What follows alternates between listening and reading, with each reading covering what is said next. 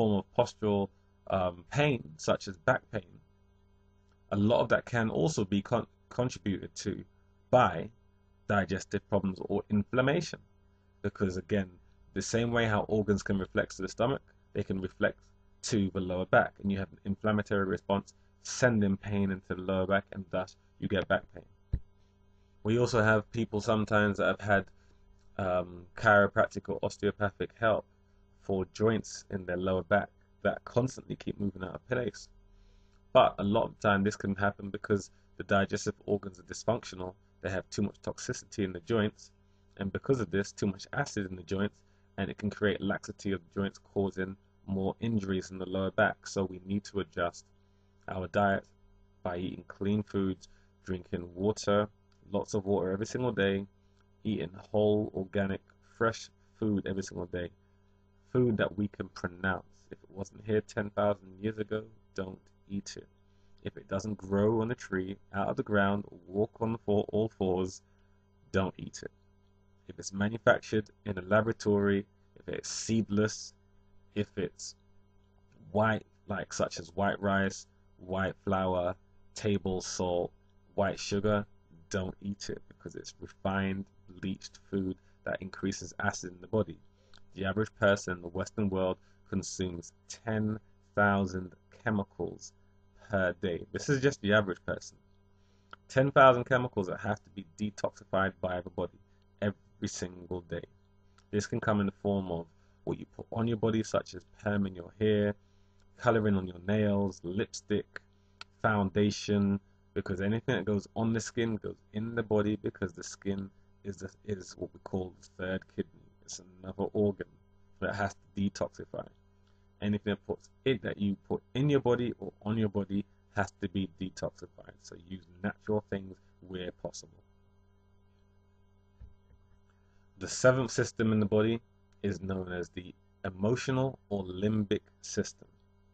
Now, the emotional system, even though it's number 7 on the chain, it's what we call a floating symbol, in that it can supersede every system in the chain based on what is going on.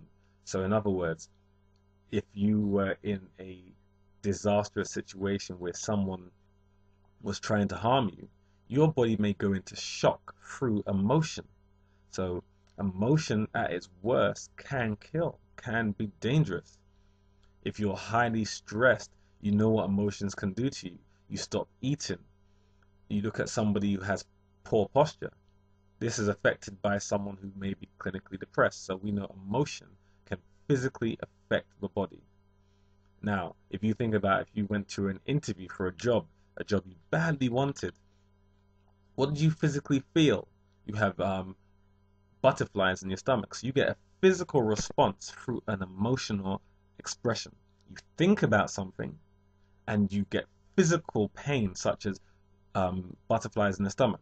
Or you may be stressed about an event, and what happens? Your shoulders hunch up. So there's physical changes in the body that happen through emotion. So emotions themselves are incredibly powerful and can have a tremendous effect on the body. Somebody who's happy, laughing and smiling typically has good posture. Someone who's clinically depressed or sad, their posture changes, so the emotion itself can physically affect your posture and your well-being. So again, it's a very important system in the body. The eighth system in the body is known as, in simple terms, the pelvis, and the influence that the pelvis has above and below is it almost acts like a link between systems below, being the legs, the knees, the feet, and systems higher up, being the spine, going up into the shoulders. So it's an important system in the body. If your pelvis is tilted horizontally on one side, if it's lowered on one side, you can have a higher shoulder. So as an example, let's say your right hip pelvis is low. What would normally happen is your left shoulder would be higher. So people that have scoliosis, which is a lateral curving of the spine, may typically have a higher shoulder and a lower hip line, which creates significant pain in the back, because if you move 1 centimeter, a joint out of place, every other system has to compensate. If you have a rotational torque on the hip, where one hip goes forward from its center line. You may have twisting on the spine so severe the torn spine can cause inflammation and severe back pain. If your pelvis is on both sides is too tilted forward, so an example for you to do is if you were to stick your bum out as much as you can and try to hold that position for a couple of minutes, you would get significant pain in your lower back. We term this a Donald Duck. So you're sticking your bum out. That can cause significant pain. So just the pelvis tilt will cause significant pain in your lower back. So it's really important to keep a healthy pelvis. So to keep a healthy pelvis, you have to have a strong lower abdominal unit, strong glutes, strong functional glutes or buttocks, and very strong functional, long and equally strong hamstrings. Those three muscles will help to stabilize and keep your pelvis aligned. When you walk, your walk pattern is influenced on the ability for the pelvis to roll forwards and roll backwards while you walk, so you don't get any friction or torque on your spine as you walk. So the pelvis is a very important system in the body in terms of survival. The last and least important system, or the ninth system, is called, or we call it, the slave joints. Basically everything else, the arms and legs. So the arms and legs themselves are only a hinge joint. They're only the appendages, I should say, the least important systems. They are carried by the torso, the core. The arms and legs are being carried by the systems. So when people talk about the core and they say that the core is just the abdominal wall, it's incorrect. The core is everything except the arms and legs. So your head, the axial spine, the shoulder girdle, the pelvic girdle, all of these are part of the core. The arms and legs are just being carried by the torso, and as such are least important. So if you have a short and tight bicep, it's not going to have any effect on your shoulders because the shoulders are far more important. If you have pronated ankles, the pronated ankles aren't going to have the influence of affecting the pelvis because the pelvis is a higher chain. Eventually, if you have a postural dysfunction in your ankles, you may have a problem with your knees, but ultimately it's chain higher up, the pelvis itself, which would influence the position of the knees and then influence the position of the ankles.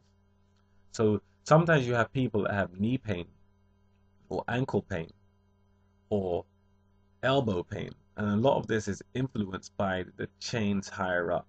The survival reflexes from 9 down to 2 in terms of the head going down to the jaw, to the breathing, and so on. So next time you have a knee pain, look at what's going on higher up in the chain, because these systems influence what's going on lower in the chain. So this is what we call the survival reflexes. And also, what you note from this is whatever's higher up in the chain is more important, and what is closer to the center of your body is more important, such as the cervical, such as the spinal cord. So sometimes you have people that train and they're trying to get their legs in tone and get their arms toned, and they wonder, well, what's going on? You know, why I'm training hard, why aren't I getting the results? A lot of times you're not getting the results because of the fact that there's something going on more important in the body. So let's say you have an adrenal gland problem. If your adrenal glands are dysfunctional, there's no way you're going to get a six-pack, or no way you're going to have, that 7% body fat, because as far as the brain's concerned, having a functional adrenal gland is far more important than having strong legs. So all the energy you generate throughout the day is going towards supplying that dysfunctional adrenal gland, or that dysfunctional colon, or that imbalanced breathing system, and so on. And the nutrients and energies are trying to go to help those systems of the body that are in such a stressful state. The body just says, well, that's more important than getting your six-pack. That's more important than losing 2% body fat. I'm going to give all this energy to try to correct this postural imbalance. Once you understand the survival reflexes of the body, Once you start to work through the chain and have an assessment based on that chain, it will help to improve your health. And once your body starts to normalize and lower its stresses and postural defects, then it will start balancing the less important systems of the arms and legs, and then you will look good as well as be posturally in balance. This is the most important thing. Looking good is a bonus, but feeling good is the real benefit. I'm Warren Williams, and for more information, log onto my website at warrenwilliamscoaching.com.